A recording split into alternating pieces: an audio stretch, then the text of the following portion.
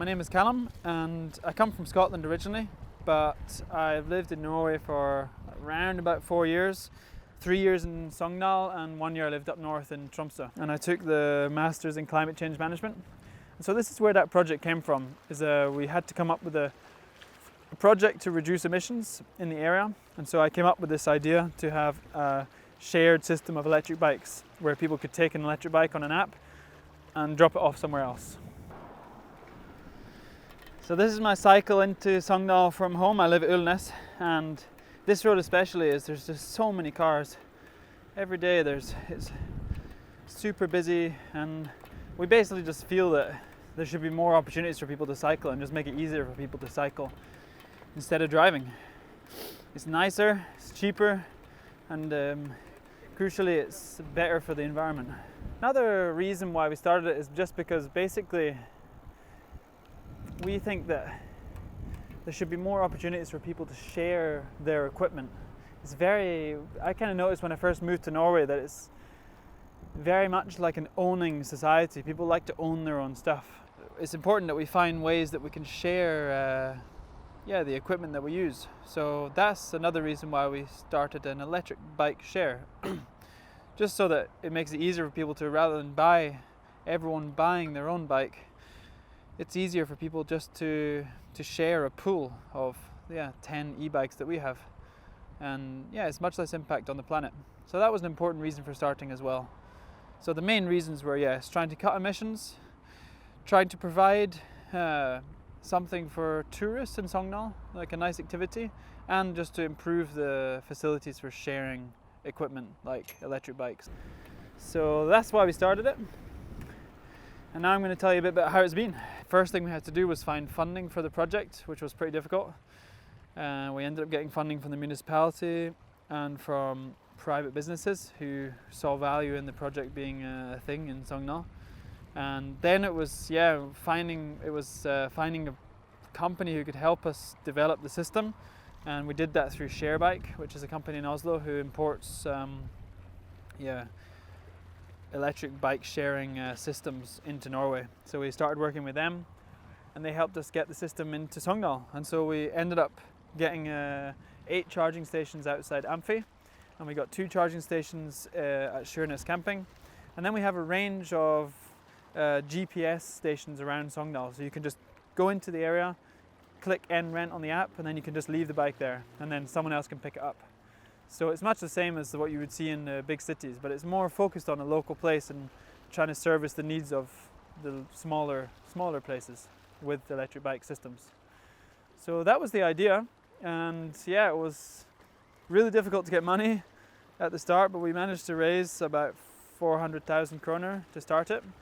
And it was also really difficult to kind of persuade landowners and stuff to let us have permission to have the GPS stations and the charging stations on their property, because it's such a new thing that people don't really know what it is. So that was quite difficult, and it's a business, so it's hard to make money. That's the key thing with a business. Although we're not very, we're not in it for the money. It's always, when you're running a business, it's always about making profit and making it go round. So I think that's our biggest challenge, because it's quite high investment to buy electric bikes, and then so you have to make the money back on them, making it usable for everyone, for locals who want electric bike to ride to work, and for tourists who want to go ride up into the mountain and go for a hike, and also for businesses who want to reduce their emissions from driving around to meetings and stuff like that. We'd really love them to use our e-bikes for their daily work. So this is the bike, Lokel, and it's an electric bike, and then we have this locking system on the back, which you can then connect to your phone, and we have this app. So you basically scan the QR code on the bike, and then it connects to the bike. How has it gone so far? We started last year, and it wasn't really the best year to start with coronavirus, because we were planning on making quite a lot of our income was going to come from tourists, foreign tourists probably, who are staying in Sogndal. So that did not happen last year really, but we made it work, and yeah, we had, in the end last year we had 800 trips using our bikes, so we were pretty pleased with that. And we managed to have groups like the student groups using our bikes to get to like climbing trips, for example. The main customer group for us was people staying at the campsite, which is over there.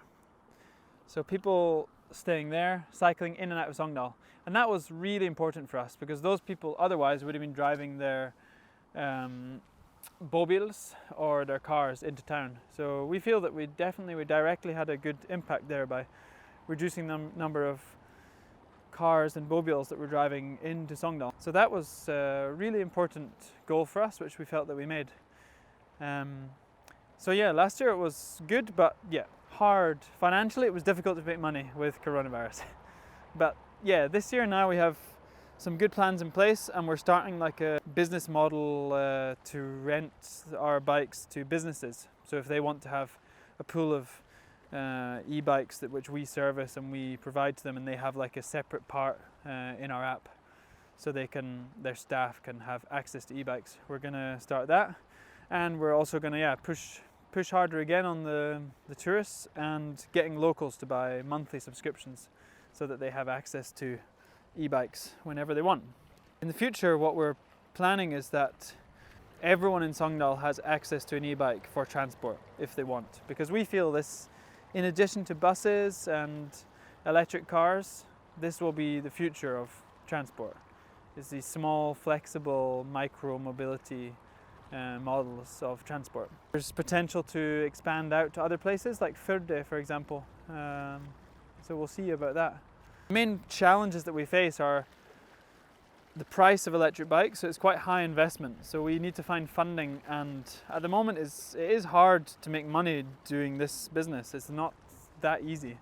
So for us to make the money back and persuade others to invest in the project, it's difficult for sure. So that's probably the biggest challenge we face, and also just persuading. It's a very new type of thing, this, and Sogndal is a fairly small place, so just persuading the community that this is like a project they should get behind, and also use and persuade them over the benefits of using this type of transport over, for example, owning their own bike or using their car. That's a big challenge, but yeah, it's really fun to try to overcome that and learn how to make this project work. I would advise anyone who's thinking about an idea or has a project in mind just to set some small goals for yourself, like, yep, we're gonna speak to this person, speak to that person. Don't think of this huge end goal, but just set small goals for yourself, and things will move forward faster than you think. And just send that email to someone asking about it, or apply for some funding. There's so much funding available in Norway for these kind of things, through the municipality or through the Miljødirektorat or through the local næringsfunds in Sogndal, for example. If we're going to move towards a more circular economy, we need to try these kinds of things out, like shared electric bikes, or for example like a clothing workshop in town so you can have your clothes fixed, or anything like that. We need people that will come and just try and do these things and test it, because otherwise we don't know if people are going to use it or if it will work. Yeah, I think it's very important that you don't be afraid to try stuff. I think that's the biggest barrier to people starting, working towards their ideas or starting companies or starting projects, is that they're scared to fail. And I just say that, I think it's important just to try things, and you find out.